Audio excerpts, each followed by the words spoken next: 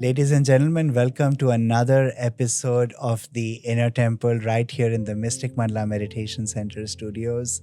And as always, the guests that we feature on this podcast are people that I really want to connect with, people that I've heard about, but I've not yet had the opportunity to speak with them, to learn their story, to know what went on with their life, and where are they at now.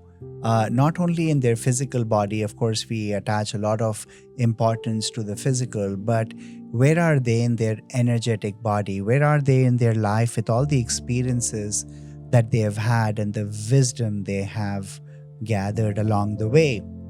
And today in the studio, we have Emmy Leonidas, and she is a Tai Chi Gung instructor, practitioner. She's practiced Raj Yoga, and she has experienced pranic healing. And in this one life, she has had masters that she has learned from, and one of the deepest, most sincere teachers in her life has been grief. Grief has become a teacher that prompted her to find life within herself, to understand what life is around her. And sometimes, I always consider grief as a very powerful motivator of human behavior. And grief always visits you when you're alone. You're never lonely when you have grief, because the minute, the day, the hour that you're alone by yourself, grief comes and visits you. And you'll be surprised because it becomes a companion that you don't seek, but yet the companion is there. And grief arises in many different ways. It may arise in a song that you hear, or a taste of a muffin at a breakfast cafe in the morning. It could come as a flower blooming in your backyard, or it could be like a fleeting cloud in the sky, just passing by in the wind. Emmy is here to teach us what she learned in her years of grief. Emmy, welcome to the Inner Temple. So nice to have you. Thank you so much, Vijay. It's a pleasure to be here. I'm so happy to join you in this talk about grief and spirituality and everything in between. And of course, I'll be more than happy to share my healing journey. So when it comes to grief, because you started it, I would like to not to promote any brand, but I think that is a most ubiquitous image. If you're familiar with the Apple logo. Yeah, all Yes, of us are. right? Most of you guys are familiar with it. So there is a bite, right? Mhm. So for me, that's really my icon of how grief is. When my husband passed away, it's like I was a whole apple, and then when he passed, I became an Apple logo, and there is that empty space that needs to be filled. That emptiness, what you described clearly as, something that is there all throughout our life. And so because of that grief, for me, my journey, I was practicing Raja Yoga, and it helped me a lot cope with grief. But at some point, when we go back to our body, there is still that emptiness that you feel. The grief is there because I'm still that Apple logo with a bite. And when I learned about Tai Chi Gung, I discovered that by doing breathing and gentle movements of Tai Chi Gung, I am able to raise my energy. And that is the energy that was left by my husband that made me feel incomplete. So grief comes in different forms. In my case, it was my husband. In some, it can be their job. For some, it can be their kids, when you become an empty nester. Or sometimes it's just losing something precious, an item or a material. Those that I described are energy that fills you and completes you as an apple, as a whole apple. And now, when a job is taken out, a husband, loved one, parents passed away, that leaves a bite. And so we have to, for us to feel whole, we have to fill that with energy, because it is the energy that makes us whole and makes us complete, and that helps us sustain us and help us in our day-to-day living. So what happens when you breathe and when you move with Tai Chi Gung, that energy, that bite there, slowly is being filled and filled with energy, and you become whole again. And that is why no matter what you do, we use our mind, but when we are in the body, we can feel the emptiness, the vacuum that our loved one or our job, left. So we have to feel that. Once it's filled with the energy, intrinsic energy body, we become whole again. So we have this physical body, and in Tai Chi Gung we have the 7 to 12 feet energy body. Yeah, and I'm sure many believe in that as well, right? So in our 7 to 12 feet energy body, that's where emotions are. That's where our feelings, mental energy is there as well. And so once it's always filled up to the brim, we maximize our being a human, what it really means to be a human being. So I would like to describe myself as a normal human being. Yeah. So a normal for me means we are naturally spiritual. We are natural healers. And we also have natural powers in us. So body, mind, and spirit, when they are one, we are able to emerge the power that is within us. And Tai Chi Gung, in a very simple way, through simple balanced breathing and gentle movements, can help us achieve the alignment of the body, mind, and spirit. That's fantastic. I always start every show by saying that's fantastic, and there's so much to talk about here. And I guess everybody in this room also gets excited to know what direction our conversation will go. And like you, as you can see, we really don't prepare as much, which can be a good thing or a bad thing. I really don't know. We have basic questions that you and I discussed over an email. But not too far back in time, we had a guest here that said that it is not possible for another human being to send or to heal another. So when we speak about the modalities like pranic healing, which you believe in, or Tai Chi Gung, which is also a flow of energy through movement and stillness, what do you have to say about that? Can one person help heal another person energetically? Yes. So Tai Chi Gung is actually a Tibetan health and wellness system. It's been here 3,300 years.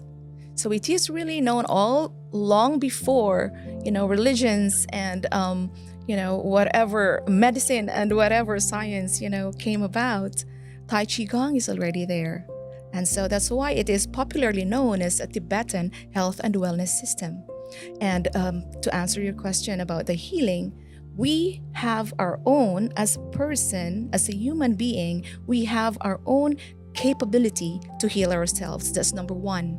But as we discussed earlier, like when you expand that energy, the 7 to 12 feet energy body that we have, it expands when we do our sadhanas, when we do our meditation, our prayer, and many things, all the yogas that we do, it expands our energy field. And for the Christians, like Jesus Christ, he was able to heal the leper which is several feet away.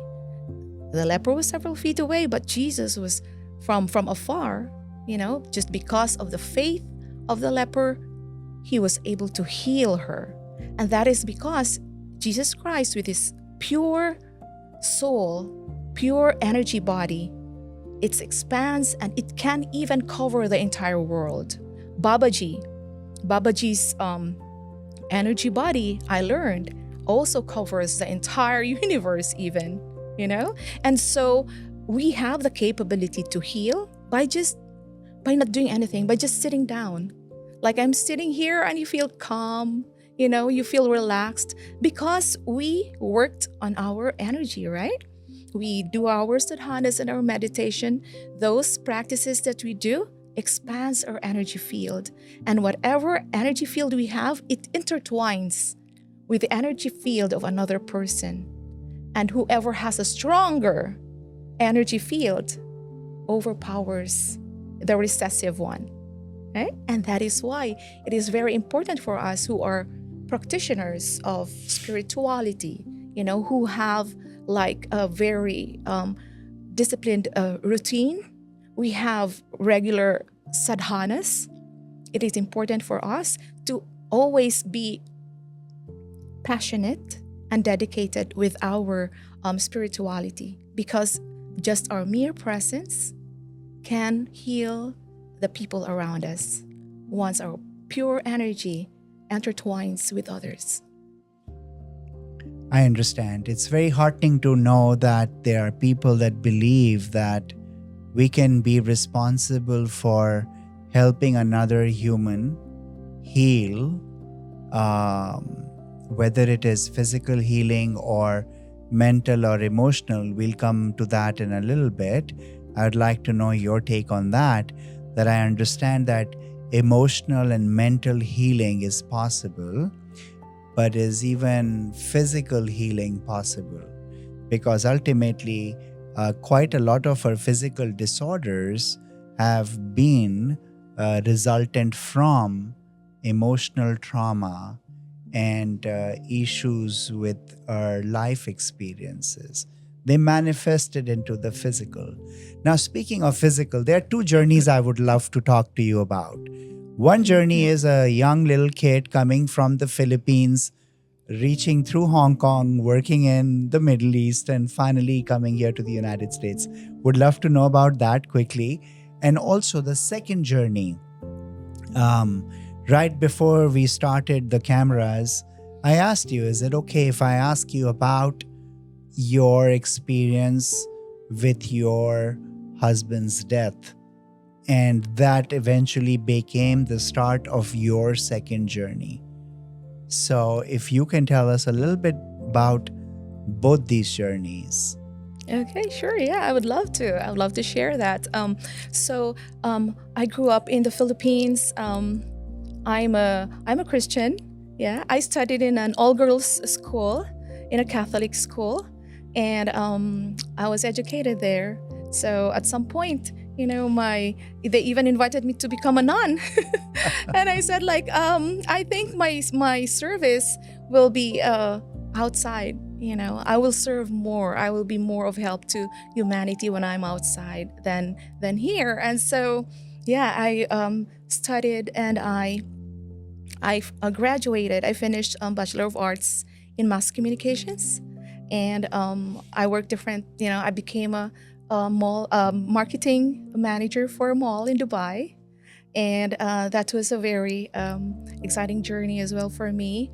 I met more Indian people, Middle Eastern people, lots of nationalities.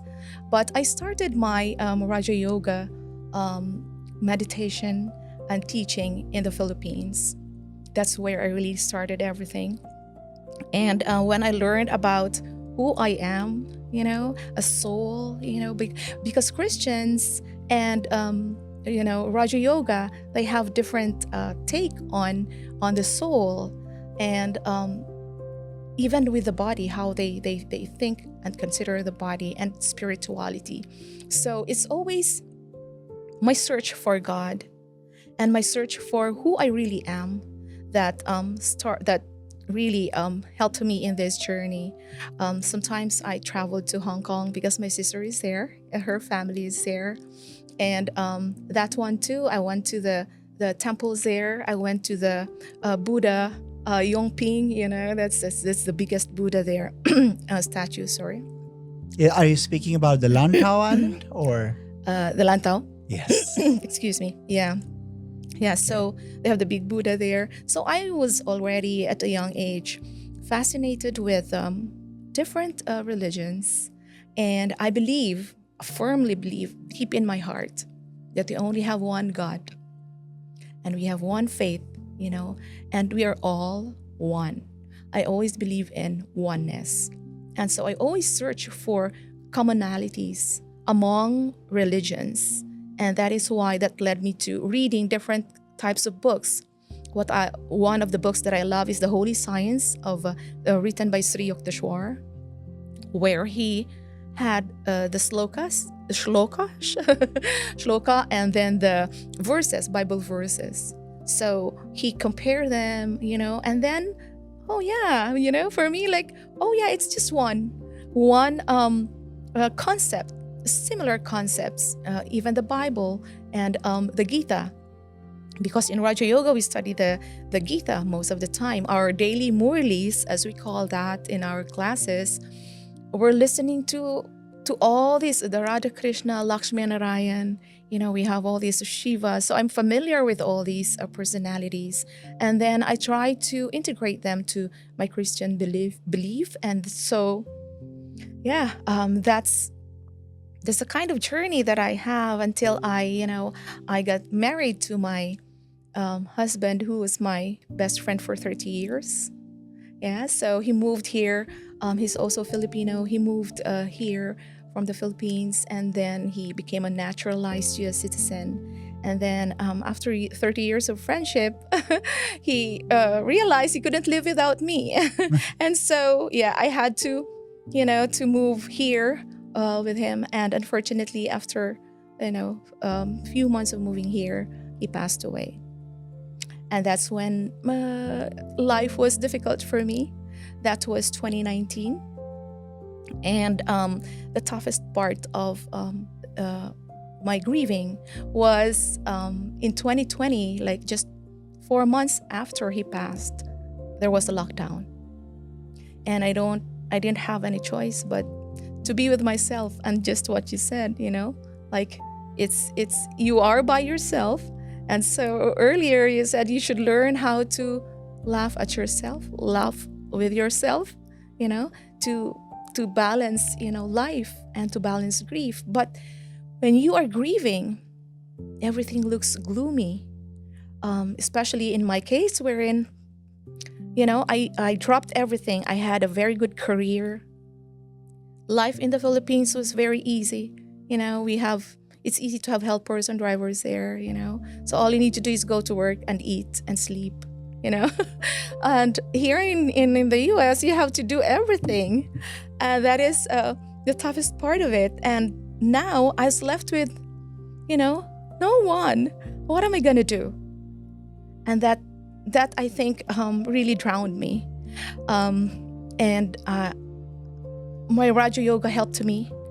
But at 1 a.m., 2 a.m., I'll be waking up and crying, feeling that emptiness. But I was very thankful because in 2021, I met Master Lama Rasaji. He's one of the Master Lamas, of the 12 Master Lamas from the Darchen, Tibet Lamasery. And he is an American. He lives here and he's the spokesperson for the Lamasery in Tibet. And in 2021, he had this daily, actually until now, he has that daily, we call this Rasaji Speaks, wherein he's sharing knowledge and all that. So I heard about it and I said, this is something that I think is very helpful. And then he mentioned about Tai Chi Gung. And so I started doing Tai Chi Gung. So Tai Chi Gung, Tai means supreme. Chi is its energy, intrinsic energy. And Gung is temple or body. So it's supreme energy or the life force. It is a high quality of energy, the life force that flows through us, that we put into our body up to the cellular level. So that is Tai Chi Gung. So through breathing, how do we put it into our body? Through breathing and gentle movements. So the breathing is inhaling through the nose, it's belly breathing, and exhaling through the mouth. So that is circular breathing, as they call it in medical field. But that kind of breathing, and you couple it with gentle movements, it allows the energy to flow inside our body up to the cellular level. And so all the recessive cells that we have, is filled with that energy, and whatever that is recessive, we just, through the different means, we burp, we whatever, sweat it out, so all those are taken out. And so in this system, it's been here for 3,300 years.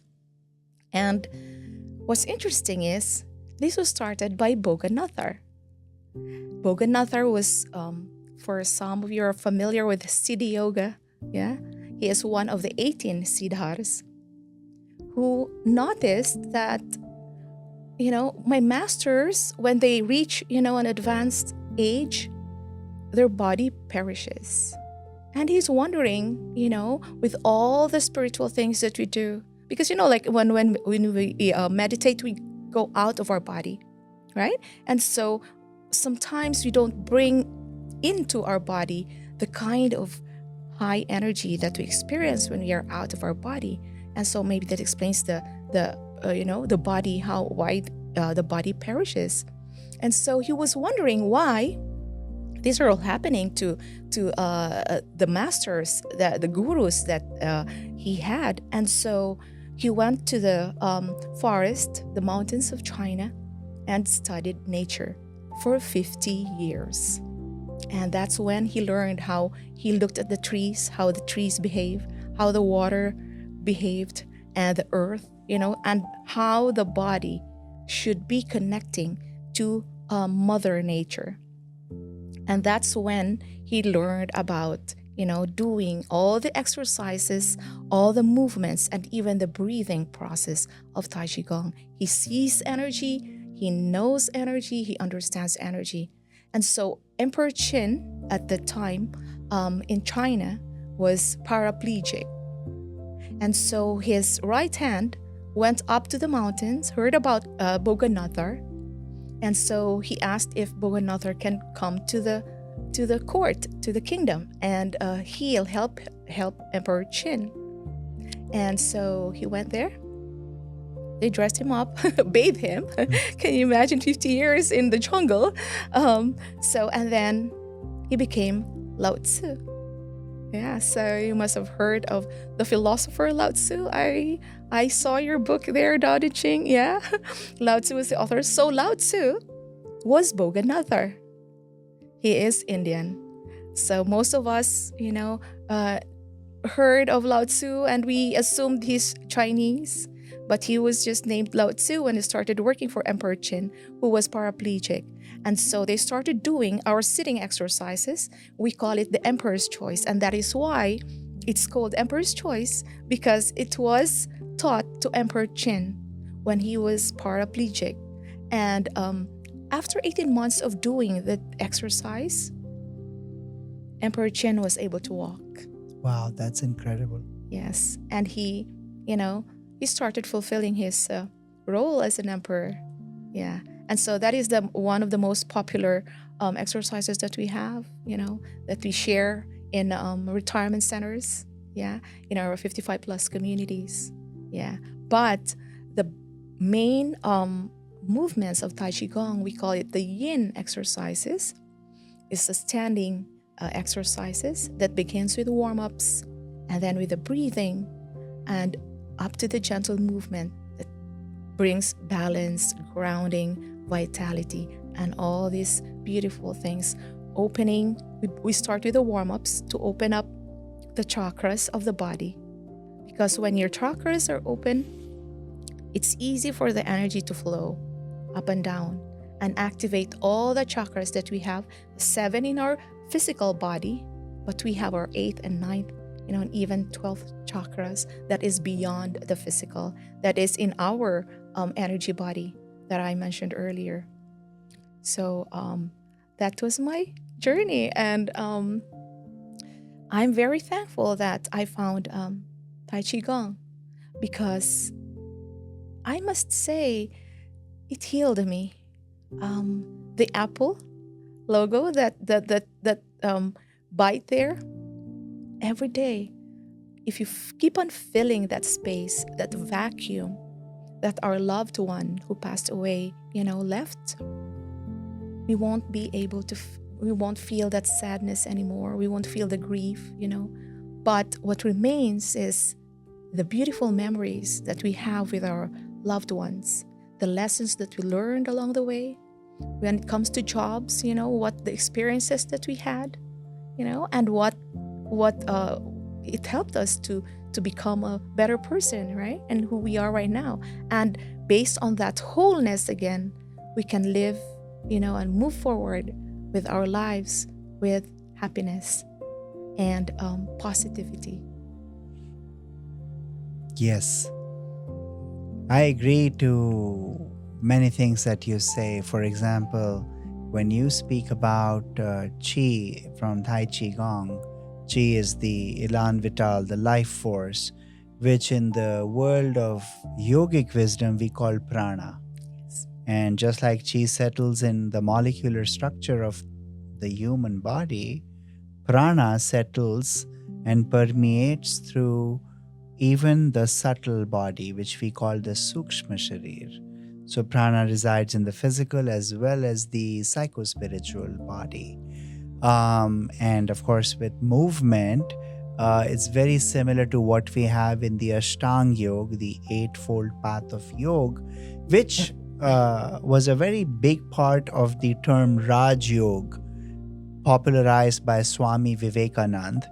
He was one of the first gurus that came to the United States. And in Raj Yoga, we have something called the asana practice. So we have the yam, the niyam, then we have the asana practice, we have the breathing practice, pranayam. So I think Tai Chi uses two of these very fundamental parts of Raj Yoga, or as written by Patanjali, which is asana or posture, and pranayam, which is breath. So I agree with you. What I would like to question you a little bit more is the necessity to seek happiness.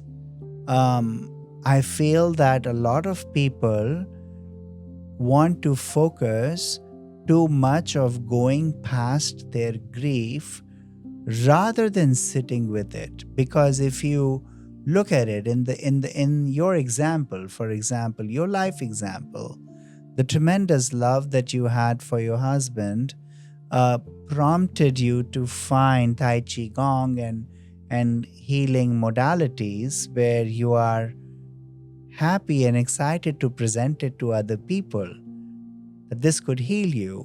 However, people are in a hurry to get past their grief rather than sitting with it. Now, you got an opportunity, whether good or bad, but in 2019, 2020, we couldn't come out of our houses. It's almost as if the whole world was grieving with you, Emmy. That's right. That's right. So I see a lot of people that come for meditation, they're in a hurry to get out of what grieves them. And they put too much importance on being happy.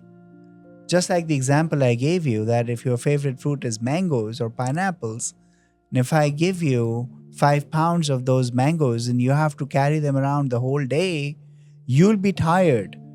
The joy the mango brings to you will be taken over by the grief you'll have by carrying and holding that bag. Is it necessary to fill that bite of apple? Or is it okay to be kind to yourself in remembrance of that which was and continue gradually and move in life? Is it necessary to become happier quickly? Okay, so I think, the answer to that is, in my case, I didn't do anything of thinking about I have to be happy, I have to be all this and all that. That's what I love about Tai Chi Gung.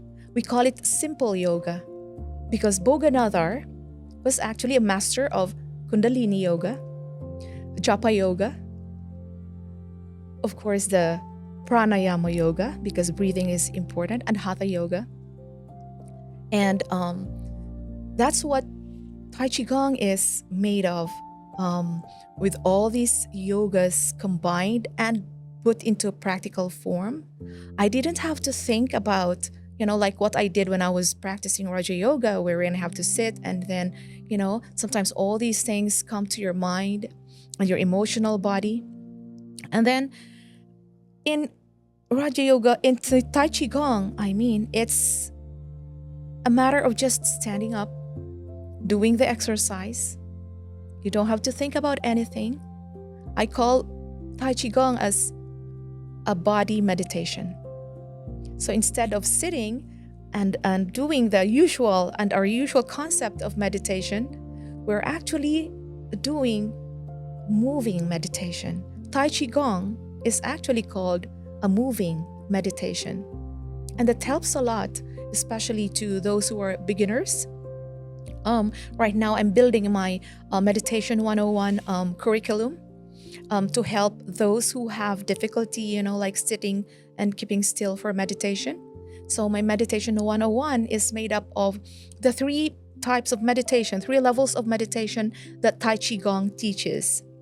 What are those? And that starts with body meditation, Okay. which is, moving, be awareness of the body, feeling the body, understanding the body and all that, effortlessly. And the second level is breathing meditation, which is, in Tai Chi Gung, it is a very important part of the practice. And the third one is the mind meditation, because only then, you can focus on the mind, or you can keep still and you can sit down and focus on meditation if you learn how to keep your body still. And your breathing helps you achieve that. In Tai Chi Gung, there is movement in stillness. And in stillness, I am moving. Those dichotomy are explored in the practice of Tai Chi Gung. And it's not fancy. It's not difficult. All you need to do is stand up, your normal self, and do the exercises from warm-ups to the basic, standing exercises. And you don't have to think about many things. All you need to do is focus on your, what you're doing. So little by little, there is an author, James Redfield. James Redfield wrote the Celestine Prophecy. He mentioned, where the mind goes or where the consciousness goes, energy flows. And so while you are doing your Tai Chi Gung actions, if your mind is focused on a certain part of the body, the energy that you are breathing in and out just flows to those parts of the body.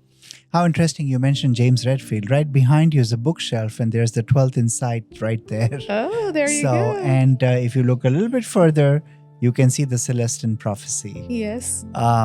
Fascinating book, and very dear to me with all the lessons that James Redfield has brought to life. So tell me, is being spiritual a very important part of healing?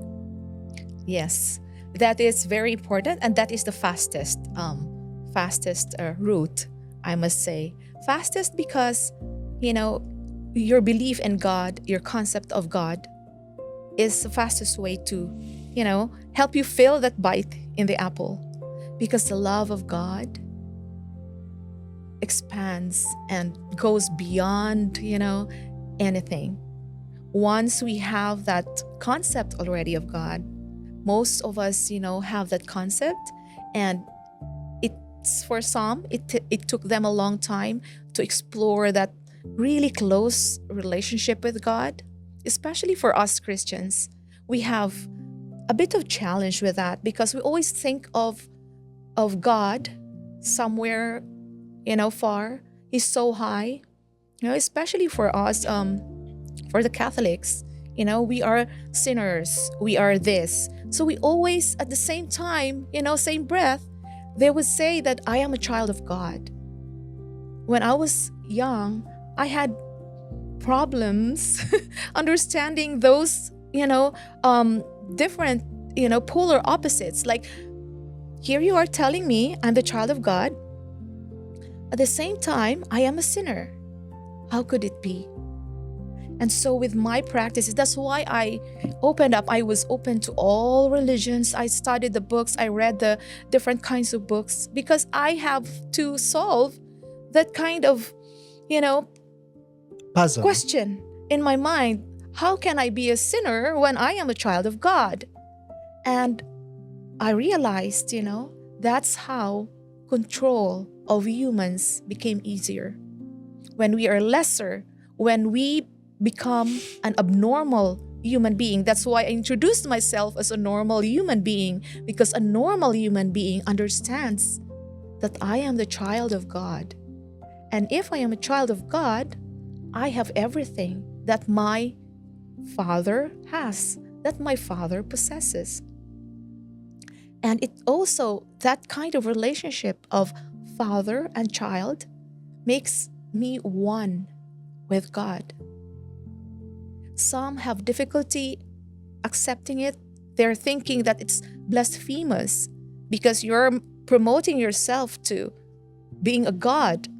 But no, you are just living the life of how you should live it because you are the child of God. And if your father is God, you have that God in you, right? You have the genes of your father. You're the heir of your father. So everything that you have, what that your father has, you also have it. You have everything that your father has.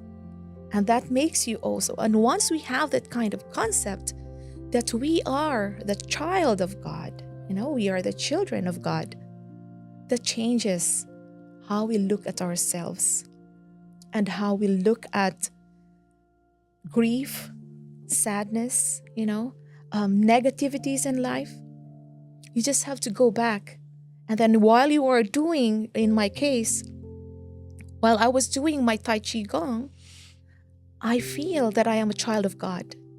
And I have to bring out, the powers that God has, my Father has. I have to be a good child, right? Like most parents, they want their children to be like them, right? You have to be this and to be that. We're very strict and you have to be this, right? We set parameters. Why don't we set the parameters of God to ourselves? Why don't we go on venture, exploring what are the parameters of God for us? What is my mission? What is my purpose? My Father put me here in this world for something. And so that's where I also got too involved with Tai Chi Gung, not just because of the exercises that we do, but with the goal, with the mission of the Lamasery in Darchen, Tibet, which is health, wealth, and happiness for every human family through truth, simplicity, and love. And that is why Tai Chi Gung came out as a simple yoga, fusing all the yogas that we have in India into one simple technique. So, you are a Christian practicing Tai Chi Gung. Correct. And I'm still Christian. I go to church every Sunday. Yeah. How lovely. How lovely.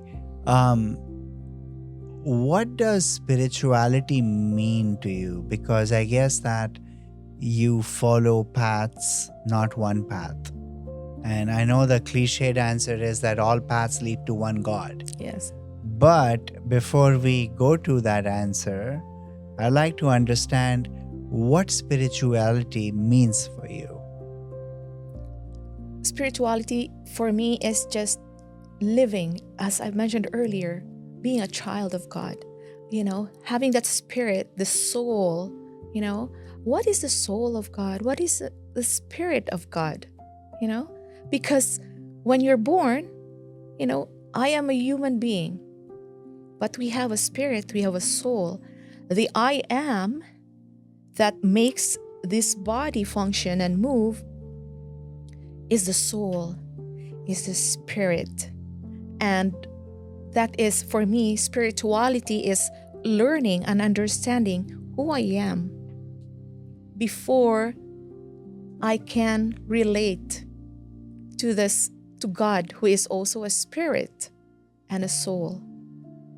We think that's why most of us, Christians, have difficulty relating to God. Why is that? Because for me, it's one is the distance.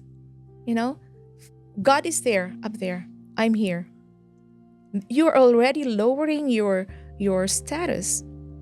Your status is lower than God. How can you be a child of God? That's one. And number two, we just think that we are this physical body, human. And the spirit that is in us, we go to hell, we go to, when we die, when this body is gone, that's it. And then our soul will go to either heaven or hell. And those are the concepts that really bothered me. Because when I was born and in my mind, my God is a loving God. He won't send me to hell. But that doesn't mean that, I live my life, carelessly. Because, if we believe, first, we have to establish our self-concept of who we are, the I am. Only when we have a solid understanding and experience of who we are, only then can we easily relate to God who is abstract, to God the Father, and be one with Him. Through Tai Chi Gung, you experience that love of God. And you just, sometimes, when your energy, because God is energy, God is vibration. He has this vibration that, is emanating, and it's all encompassing. And we access that level of energy, that God has. And once we are aligned with that, there's an overwhelming peace and love that we feel. And it just becomes natural for us to feel that. That's why grieving, sadness, or even being negative, just, problems become just situations. So in Tai Chi Gung, we don't call it problem. We call it situation. Because once your energy is high, you'll be surprised. It's easy. They will come. Situation is there. The Holy Spirit will just tell you what is the best thing to do. What are the steps that you need to take? And whatever you do, when you are connected to that intrinsic energy that you called, you will just live your life, chill. you even your job, even whatever you're doing, it becomes kriya. It's an action with specific intention. That's what kriya is all about, right? And Tai Chi Gung is the kriya of the present age. So we started with karma yoga, right? In India, we're into karma yoga.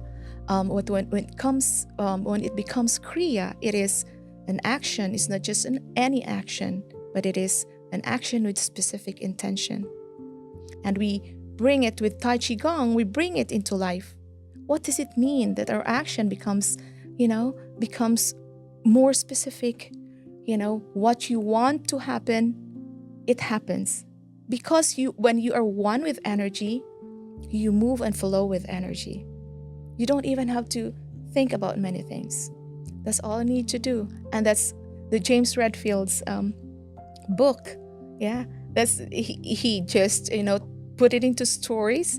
That is the practical experience of energy, and that's why in the book of Master Lamar Saji, the Circle of Chi book which Tai Chi Gung is described clearly, he recommend one of the recommended readings is the book of James Redfield, because that is our first encounter and understanding of energy. So, have you been blessed so far to have met Master Lama Rasaji? Yes, he is. I'm always, always I work with him. Oh, you do? Okay. Yes, we always have ascension tours, as we call it, wherein he travels all around the U.S.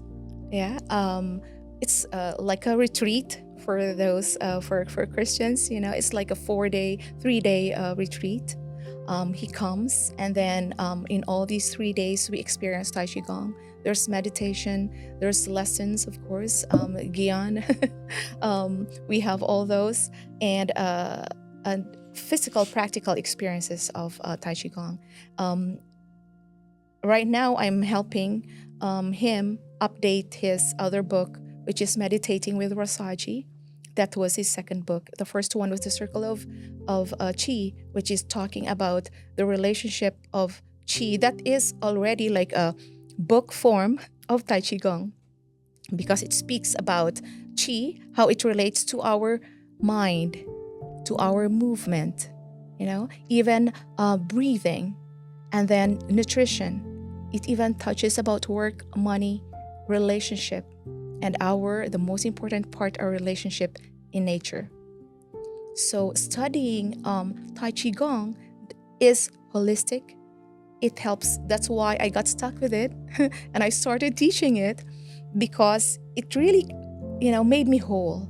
It made life easier for me, because it helped me understand how Chi works with all aspects, practical aspects of life, especially work and money, prosperity. Most of us spiritual people have that natural poverty mentality, because it was ingrained in our mind that when you are, for you to be spiritual, you have to be poor. Worst in the in the Christians, we in Psalm, we're told, there's part in the Bible that says, "Blessed are those who are poor, for they inherit the kingdom of God."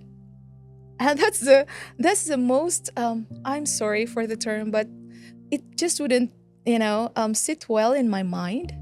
But unconsciously, I live that kind of life, because I want to be spiritual. And the more that, you are being fed with this information, that to be, to inherit the kingdom of God, you have to be poor. Blessed are the poor. So when you're poor, you're blessed. So even with other religions, poverty is always ingrained. And that is not how God, our Father, wants us to live, right? We have to be, if there's anybody in this world who deserve to be rich, it should be the spiritual people, because they know how to use money to benefit the entire humans, to benefit the world, right? Spiritual people deserve to be rich, because we know how to use money. And money is also energy, right?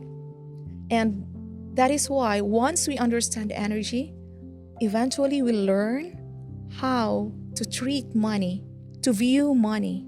And that is why prosperity, that's why health, wealth is part of the mission of Tai Chi Gung, is because we would like all the human beings to come out, and realize that we deserve to be rich. And it is a journey that is difficult for us who are into spirituality, it is difficult to accept as well. With Tai Chi Gung, you just open up your chakras, do your breathing and your movements. And there are certain exercises that we do. We do envelopes, that is just starting that habit of, putting in money to what you want to have, what you want to achieve, So it is a very specific, saving money for a specific purpose, And with that, we are seeing the money come in, and as it grows, we get comfortable with accumulating money until we learn that it's okay to be rich, because it's difficult if you don't do it, if you don't put it into action. Anything that you want to achieve, if you don't put it into action, it is difficult to manifest. And so we have to put it into action. We have to feel it. Our body, mind, spirit should be aligned, towards that goal that we want to manifest. And so money, if we want that, that's how we should do it.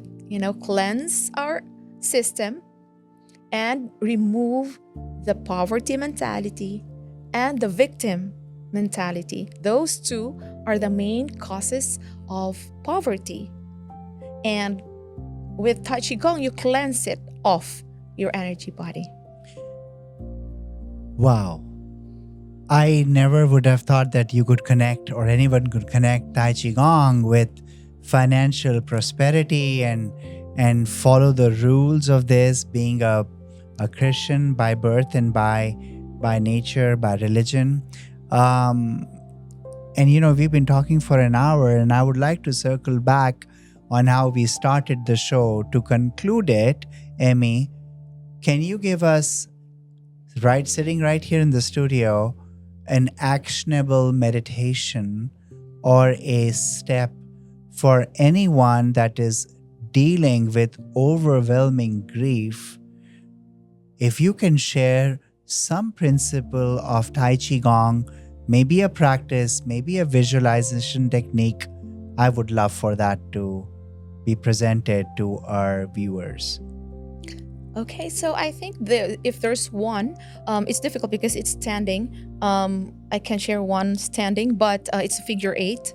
So I'll just share first the concepts. Okay, so for the figure 8, that is the only standing exercise that you do, that you don't need to do your warm-ups. Oh, you can describe that. the meditation to us, the technique, and So we'll post a link on our video so that people can actually see the exercise. That'll be better. Okay, yeah, that works too. But the figure 8 is just, moving your body in a figure 8. So the concept is, it's number one, it's to create balance in your left and right, hemisphere. But it actually helps you also expand your energy. So that is the very basic concept, the figure 8. Energy moves in figure 8, or some they see it as infinity sign. And that is why we have a saying, do unto others what you want others to do unto you. Because everything you do, law of karma, what you send out comes back to you. Because whether you believe in it or not, the energy moves in figure 8. So what you send out comes back to you in a figure 8. Always keep that in mind. Everything is in a figure 8. Always like the knot of infinity in feng shui. It's always the figure 8. Figure 8, yes. Yeah. It's the same. Well, infinity is figure 8, right? It's the same. Yeah, so that's the same flow. Yeah, the figure 8. That's one. So in the standing exercise, there's that exercise there. But what I can leave and what we can do maybe right now is the breathing. Okay, so Lao Tzu, and in our practice of Tai Chi Gung, the breath actually bridges the spirit and the body. So if there's one thing that I can leave with you all, is when the breathing, Tai Chi Gung breathing, is circular. We don't hold our breath because we increase the fire. It's belly breathing because here it's water element.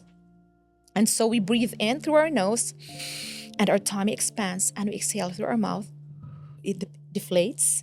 And so we would like to activate that water element here. And that is why we do the belly breathing.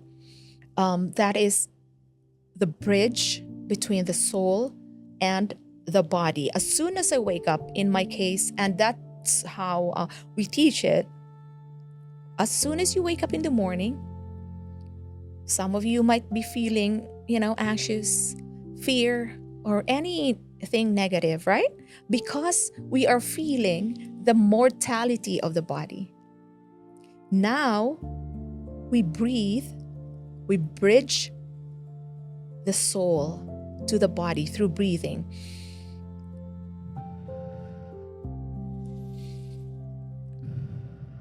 Once we bridge the soul and the body, the immortality of the soul is channeled to the body.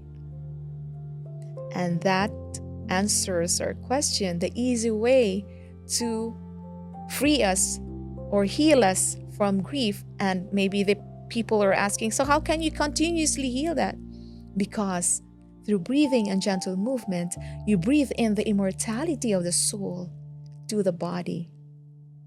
And once you breathe in that immortality, the mortality feeling of the body is dissipated. It's gone. And that is why you feel balanced. And once you breathe in the immortality of the soul, that's why we have Babaji, one breath, he can change his face into 70 years old. One breath, he becomes like 20 years old, The physical body, just through breathing, can help change your entire body, your physical and your energetic body. What happens to the physical is the disease, which first comes to your energy body, which is 7 to 12 feet normally at the minimum. But if you're doing your sadhanas, it expands. But it found its way to your body. That becomes the disease. And that's why we have sickness. And so if at the energy level, at the energy body, we're able to cleanse it, it won't find its way to our physical body. And that is how we maintain our health. And we become well as well, because in our energy body, we have the emotional body, mental body as well, psychological. Everything that is not physical is in our energy body. And that is breathing in through the nose, exhale through the mouth. Smell the roses, blow your candles. So be careful not to breathe in your chest, because the chest, that's how we were taught, right? Breathing, when we were babies, we breathe like a baby, when it's the balanced breathing. But as we became adults, we started adapting the breathing pattern of the adult.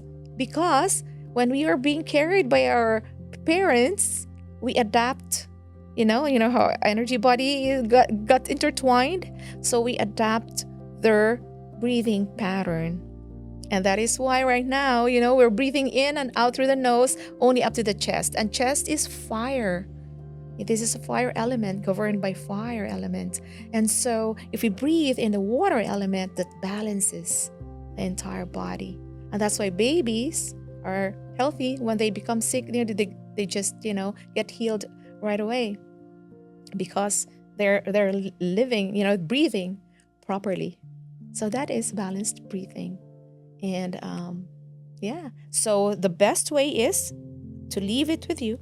You can put your hand in your solar plexus, that is 2 to 3 inches above your navel, and other hand is on the chest. This is just to make sure that you are breathing properly. This will help you in the beginning. When you inhale, only this one should be moving, not this. Once this one is moving, meaning you are not breathing properly. So this is your a check, So we inhale, exhale. See how the lower hand moves? Inhale, exhale. So that's the beginning, So what I do as soon as I wake up, I breathe 5 times, and all the fear, anxiety, whatever, just goes away. Yeah. How wonderful.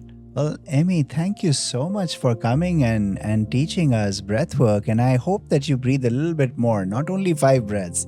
I hope that you breathe long and you breathe for a long time. And I Thank you. truly appreciate you coming to the studios. And ladies and gentlemen, today we went from Manila all the way till Dubai to Jesus and to the great masters like Lao Tzu to learn about Tai Chi Gung and so many other hidden modalities that arise from this one practice that Emmy follows. It is the connection to your energetic being through breath, through movement, and above all, through stillness. If you enjoyed this content, keep watching The Inner Temple. We'll have more such practitioners, healers, and guides that are right here in Dallas, Fort Worth, and locally here in the United States that you can join on social media, perhaps take their classes or go visit them on their retreats. Until next time, thank you so much for tuning in to The Inner Temple. Thank you, Emmy. Thank you so much for having me. It's a pleasure.